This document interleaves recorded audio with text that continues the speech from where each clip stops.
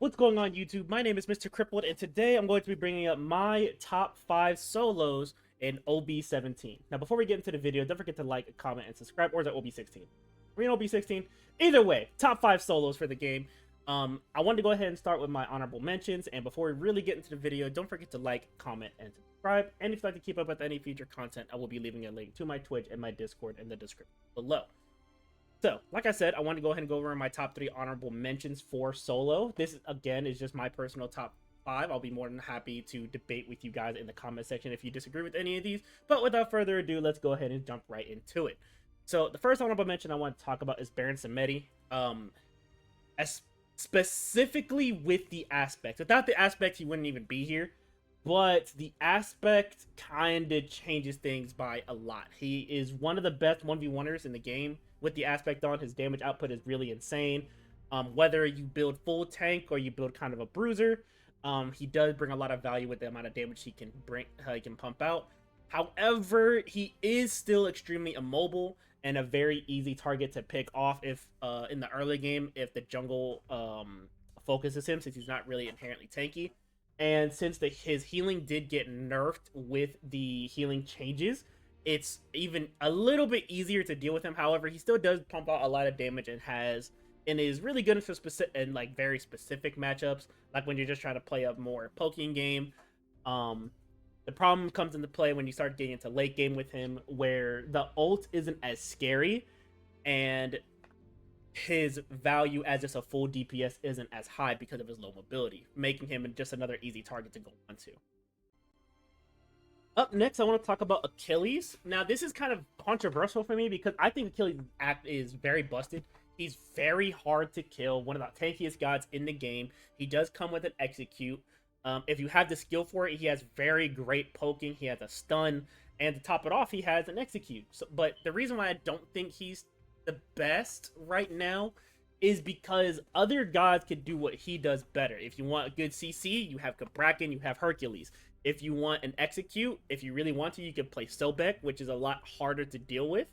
And his specific execute, even though it can do damage, it's very rare that you'll actually ever get an execute fully in a regular match, because teammates are going to be body blocking, teammates are going to have Aegis, or enemies are going to have Aegis, people are going to have run moves. And because his ultimate always hits at a very specific time, it's very easy to deal with if you have the kit up. Obviously, though, an execute is still an execute. It still brings a lot of value to a team. And him having very great poke and being able to frontline very easily still, I believe, makes him good for solo. I just don't think he's top 5. And then finally, with the honorable mentions, I want to talk about Nemesis with her aspect. Now, this might be a little bit controversial, but I do think she does have a lot of value right now as a tank. It is harder to play because she doesn't really have a lot of CC, which is this is a very bad, this is kind of a bad thing to have. And using her dash optimally will take quite a bit of time, and knowing when and where to use your aspect version of the ult is going to make the difference between a good Nemesis and a bad Nemesis. However, I do believe that once you get the hang of it, I think that she is very oppressive. She's a really good diving tank, and if they don't have any CC to deal with her 3 that gives her health back whenever she reflects damage or whenever she takes damage, she can be very difficult to play into. However, she does suffer from levels 1 to 5, probably even like 1 to 10, because she's not really going to have a lot of cards on, and if the other person is able to keep her under leveled and it starts rotating before her, she can run into some very big difficulties. But she is a very great distraction that I think deserves all right, so at number 5, I actually want to talk about the Morrigan. I originally wanted to have Cabrakan at the number 5 spot because Cabrakan does have a lot of CC, great damage mitigation passives, and even if you don't have barrier, his ult can block off ways you can go to. But when I really thought about it, the Morrigan is kind of stupid. Very great poke, very good damage. You can't really fight her because she always has a way out if you use the aspect, which 100% of the time you're gonna be using it. She has a stun, an ultimate that lets her copy an enemy tank so she can be pseudo tanky while also bolstering her own huge amounts of damage. So she can burst somebody down and then instantly switch to a tank, and then all of a sudden you can't kill her after she took away 75% of your health.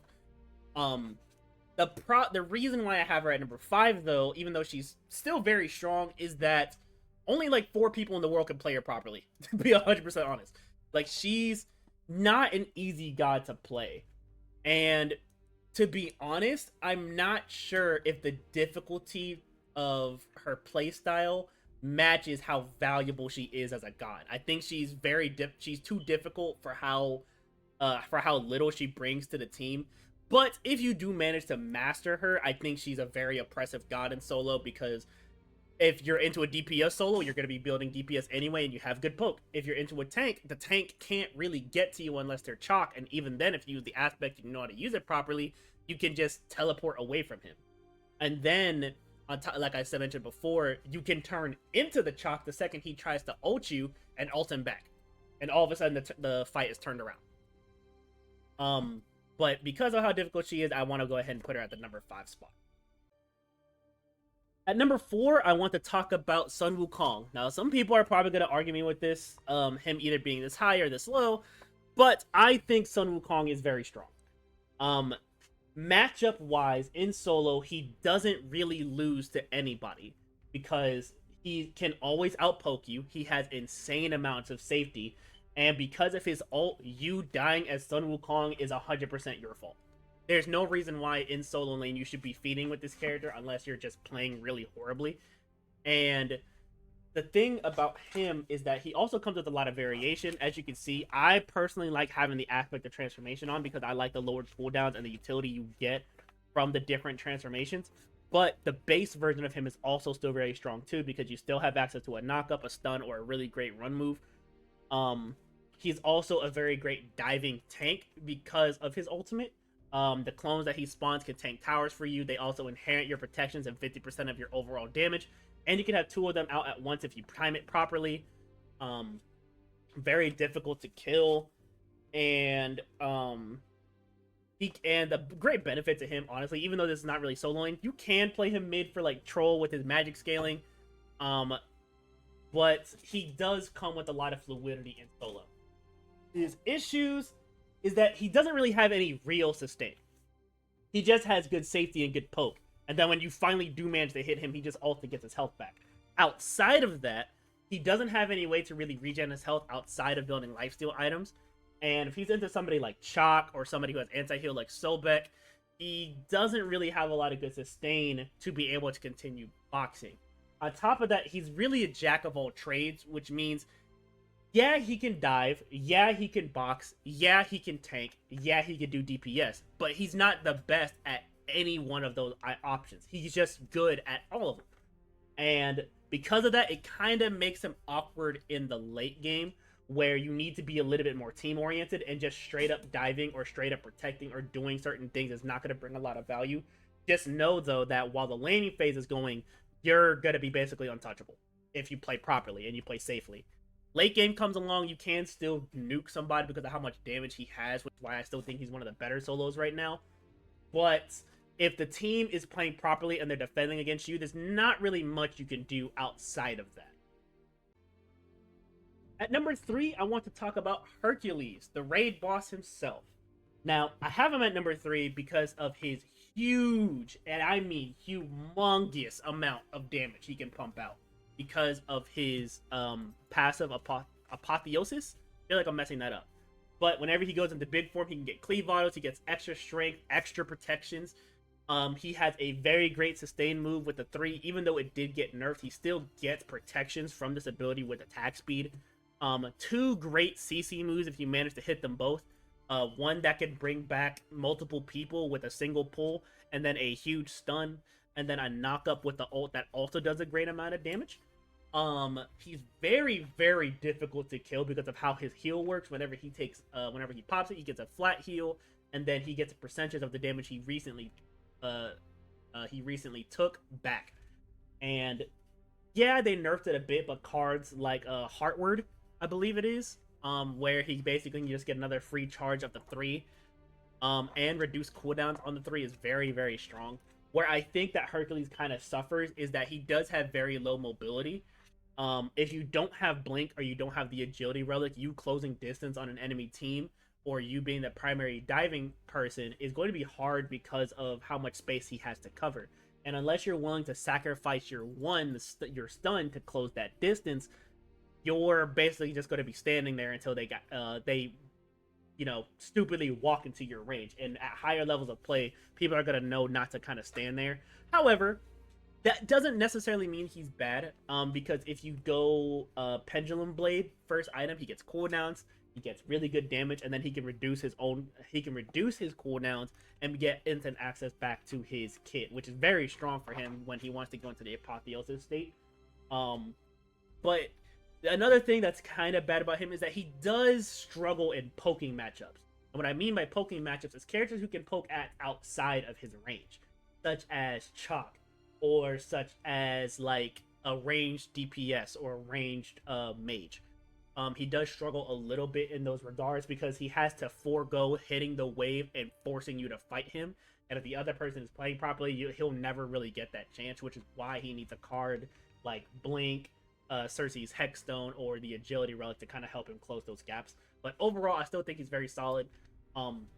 Plus, kind of like Sun Wukong, he doubles really well out the jungle going full damage, because of how much his autos do and how much his ability damage hurts. And bolstering a stun and 2 knockups is always very great to have. At number 2, I want to talk about Chalk. Now, Chalk has been consistently good since the beginning of Smite 2. Crazy amounts of damage. His +1 giving him lower cooldowns and healing when your passive is fully stacked. Now, in his aspect, his 3 does damage and it has anti-heal. He has very good poke, very good safety, decent sustain, AoE silence. He also does a lot of damage like Hercules, and he bolsters a very heavy slow, while his 2 also gives him protections for each god that he hits with it. So he does a lot very, very well, and his only issue, in my opinion, is that if you have the aspect on, you sacrifice a lot of your sustain for the anti-heal. But to me, I think that's a really good trade-off, especially since the current physical lifesteal items help him a lot. Like a vampire build on him is terrifying because you can walk in, AoE ult somebody, do a bunch of damage, and the whole time while you're doing all this damage, you're healing for a crap ton. So I think that this character is very strong and only beat out by number 1. He doesn't really, just like Sun Wukong, he doesn't struggle with any matchups. If you're going a DPS solo, like a hunter or something, he can close that distance and slow your attack speed down. If you're trying to go a mage, he can still build damage into you and you're not going to be able to live through that. If you're going a tank, he can also build tanky into you, and it's going to be really hard to kill him because of how much safety he has. And in team fights, he always has his AoE ult and he has his AoE slow. So he's always still bringing some kind of value to the team, regardless if he's trying to protect you or if he's trying to do damage. Chalk is a very solid god right now. But he is beat out by number 1, and I'm pretty sure nobody's really going to be surprised by this, but let's go ahead and get into it. At number 1, I have Pele. Yeah, this character's busted. Regardless if you go full damage or you build tank, this character is annoying. Her only real con is that from levels 1 to 5, she does struggle because her cooldowns aren't that good, her sustain isn't that good at the moment. But the second you get Devil's On, or the second you get, if you're going the Obsidian, aspect of Obsidian, and you go the boots, or if you start getting, basically the second you start getting cards on that can help her sustain, you're not killing her. Her full DPS variant is very hard to fight into because of how much sustain she has.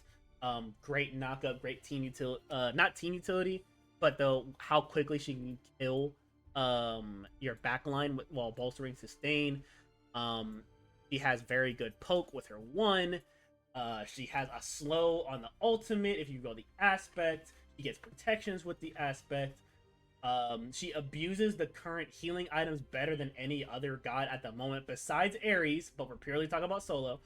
And if you play properly and just play the poking game up until 5 and you start getting cards on, you're not going to be able to kill her anymore.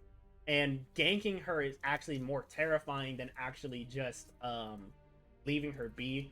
Because if she has cards on and the jungler tries to come over, she can kill the jungle instantly and then just run away from the solo. You're going to see this character banned in most ranked games, if the enemy team is smart enough, you definitely don't want this character getting through whether she's tanky or not. I think she has more value being a DPS. Personally, I don't think the aspect of Obsidian is amazing in solo, but because of what she can do with full DPS, I think it's worth the fan. She's definitely one of the best solos. But let me know what you guys think in the comment section below. Thank y'all for watching, and y'all take care.